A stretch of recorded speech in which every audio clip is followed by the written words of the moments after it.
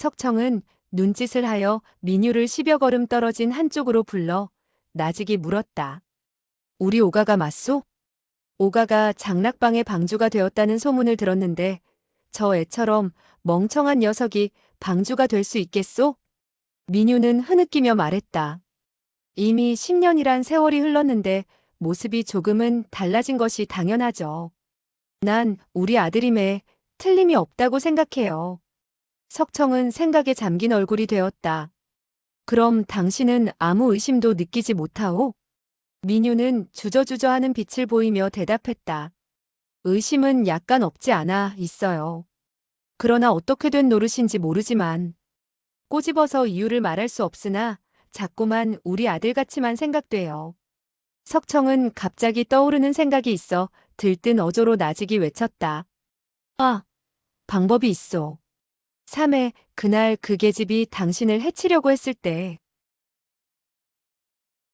그 일은 이들 부부가 한평생 가장 한스럽게 여겼던 일이라 두 사람은 한시도 잊지 못하고 있었다.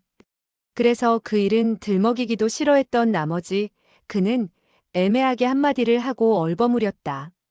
민유는 그 말을 즉시 알아차렸다. 그래요. 내가 그에게 이야기하죠. 그리고 그녀는 옆에 있는 바위 곁에 앉아 석파천에게 손짓을 했다. 석파천은 그녀의 앞으로 다가갔다. 민유는 바위를 가리켰다. 그녀는 석파천을 자기 옆 바위에 앉히고 입을 열었다. 얘야, 내가 첫 돌이 지난 얼마 후의 일이었다.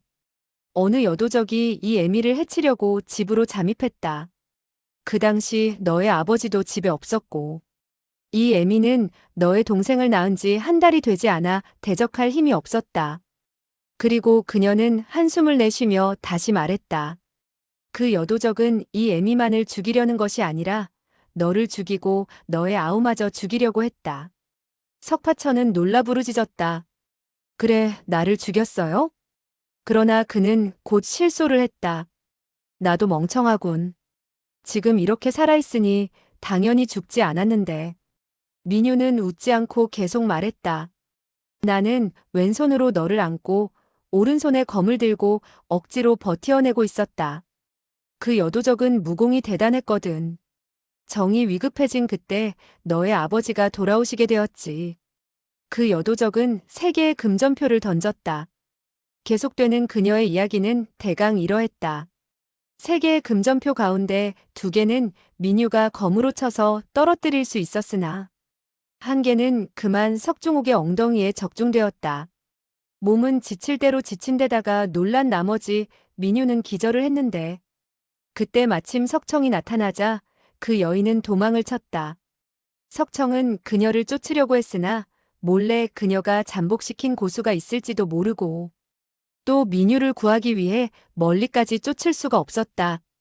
그때 석청은 여도적이 갓난 아기를 데리고 가기는 했으나 정말 아기를 죽일 것이라고는 생각하지 않았다는 것이다. 그런데 사흘째 되던 날 빼앗긴 동생이 시체가 되어서 되돌아왔다.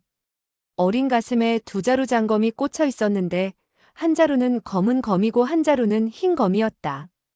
뿐만 아니라 2자루의 검에는 각기 석청과 민유의 이름이 새겨져 있었다. 여기까지 이야기를 했을 때 눈물이 비오듯 흐를 뿐 민유는 더 이야기를 계속하지 못했다. 석파천은 의분을 느끼고 부르짖었다. 그 여도적은 정말 나쁜 사람이군요. 어린애가 무엇을 안다고 그와 같은 독수를 써서 죽이다니. 그리고 그는 아쉬운 듯 다시 말했다. 저에게 동생이 있었으면 좋았을걸. 석 부인, 우리 어머니는 그런 이야기를 들려준 적이 없답니다. 민유는 눈물을 흘리며 말했다. 얘야, 너는 정말 너를 낳아준 친애미를 잊었단 말이냐? 내가 바로 널 낳은 친애미란다. 석파천은 그녀의 얼굴을 물끄러미 바라보며 천천히 고개를 가로저었다. 아닙니다. 사람을 잘못 보셨을 것입니다. 민유는 한숨을 쉬듯 말했다. 그날 금전표가 너의 왼쪽 엉덩이에 꽂혔는데 그 흔적이 아직도 남아있을 것이다. 바지를 벗어보아라. 석파천은 말을 더듬거렸다. 그는 자기 어깨에 정당히 깨물었다는 이빨 자국과 설산파에 요 사숙이 찔러냈다는 여섯송이 눈 모양의 검의 입은 상처 자국을 깜빡 잊고 있었던 사실을 상기했다. 그때 그는 한사코 부인했으나 일단 옷을 벗고 살펴보니 그와 같은 자국이 뚜렷이 나타나 있었는데 그로서는 아무리 생각해봐도 알 수가 없는 노릇이었다. 지금도 석 부인 민유의 말을 듣고 정말 왼쪽 볼기짝에 금전표의 자국이 있을지도 모른다는 생각을 했다. 슬그머니 손을 볼기짝에 가져가 만져보았으나 어떤 상처 자국도 있는 것 같지 않았다. 그러나 두 번의 선례가 있었던 터라 그만 더럭 겁이 나가니 조마조마해졌고 안색도 수시로 변하게 되었다. 민유는 그가 난처해하는 것을 보고 미소를 지었다. 나는 너의 친애미다. 어릴 때 기저귀를 수없이 갈아준 애미인데 부끄러워 그러느냐? 그리고 그녀는 몸을 일으켰다. 굳이 난처하다면 너의 아버지에게 보이도록 해라. 민유가 저만치 물러난 반면 석청이 다가왔다. 얘야, 바지를 좀 벗어보아라. 석파천은 다시 한번 만져보았으나 어떤 흔적이 있는 것 같지 않아 허리춤을 끌고 바지를 내렸다. 그리고 자기 자신도 고개를 돌려 내려다보았다. 이게 웬일인가? 길이가 7, 8푼 정도 되는 상처 자국이 희미하나마 그곳에 있지 않은가. 순간 석파천은 경악하고 말았다. 하늘이 빙글빙글 도는 듯하며 대지가 요동을 치는 것 같았다. 자기 자신도 전혀 알아차리지 못했던 사실인지라 너무나 놀랍고 엄청나고 무서워서 그는 그만 울어버렸다. 민유는 울음소리에 급히 달려왔다. 석청은 있다는 표시로 고개를 끄덕였다. 민유는 기쁘기도 하고 슬프기도 했다. 그녀는 석파천을 껴안고 눈물을 흘렸다. 오가, 울지 말아라. 아무리 큰일이라 하더라도 아버지와 이 애미가 있지 않느냐? 우리가 알아서 처리해주마. 석파천은 울면서 말했다. 나는 옛날의 일을 전혀 기억할 수가 없습니다. 나는 석 부인이 어머니고 석 장주가 아버지라는 사실을 몰랐습니다. 그리고 그런 상처 자국이 있는 것도 아무것도 몰랐던 일입니다. 이를 듣고 있던 석청은 차분한 어조로 물었다. 너의 그 심오한 공력은 어디서 배운 것이냐? 석파천은 고개를 가로저었다. 나는 모르는 일입니다. 석청은 다시 질문을 던졌다. 그럼 그 독장은 이 며칠 동안에 배운 것 같은데 누구에게 전수받은 것이냐? 석파천은 깜짝 놀라 말했다. 아무도 가르쳐주지 않았어요. 그런데 모든 것이 멍하기만 하네요. 내가 어떻게 된 거지요? 내가 정말 석파천이며 석방주란 말이오이까? 그는 더듬거리며 계속 질문을 던졌다. 성이 석가고 당신들 두 분의 아들이라는 게 사실이오이까? 놀라 안색마저 변한 그는 허리띠를 매는 것도 있고 두 손으로 엉거주춤하니 바지를 잡고 있었다. 석청 부부는 그가 그토록 겁에 질린 것을 보고 가여운 생각이 들었다. 오가 겁낼 것 없다. 겁내지 말아라. 석청 역시 이 몇 년간 석중옥에게 느꼈던 노여움을 깡그리 잊어버리고 골똘히 생각했다.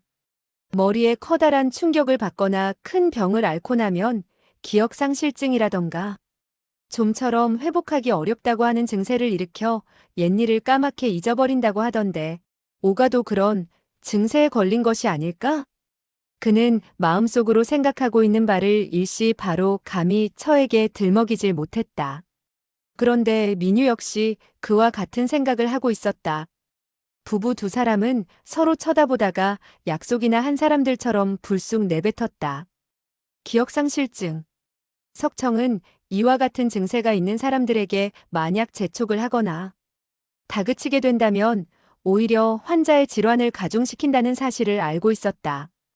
따라서 오직 이끌거나 유도를 해서 천천히 그를 도와 기억력을 되찾도록 해야 된다고 생각하고 그 즉시 부드러운 얼굴과 어조로 입을 열었다.